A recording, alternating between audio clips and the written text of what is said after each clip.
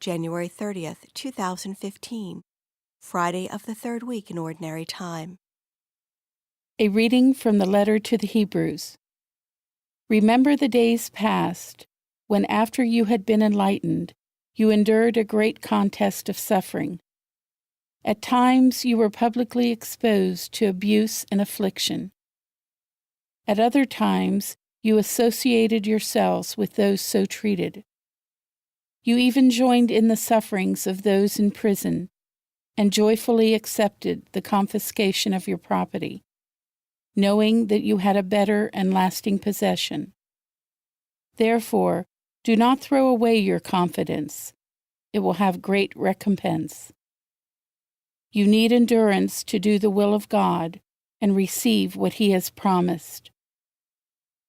For after just a brief moment, He who is to come shall come. He shall not delay. But my just one shall live by faith, and if he draws back, I take no pleasure in him. We are not among those who draw back and perish, but among those who have faith and will possess life. The word of the Lord. The responsorial psalm.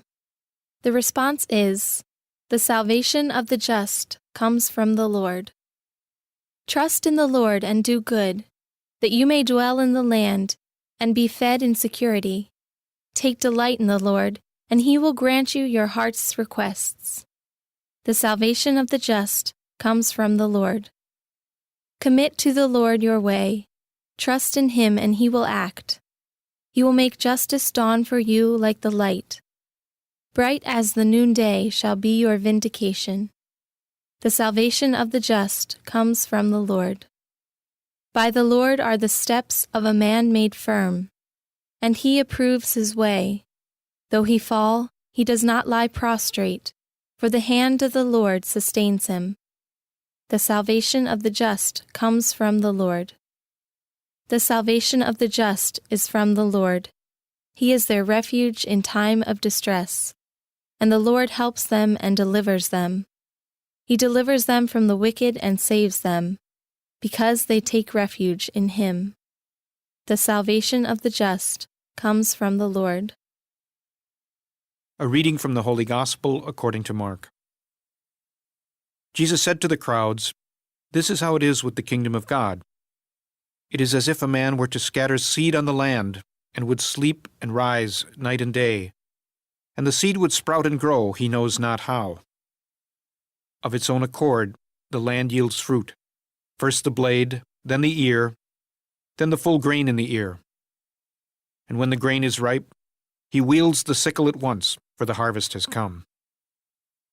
He said, "To what shall we compare the kingdom of God, or what parable can we use for it?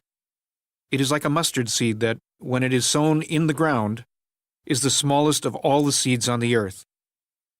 But once it is sown, it springs up and becomes the largest of plants, and puts forth large branches, so that the birds of the sky can dwell in its shade." With many such parables he spoke the word to them as they were able to understand it. Without parables he did not speak to them, but to his own disciples he explained everything in private. The Gospel of the Lord.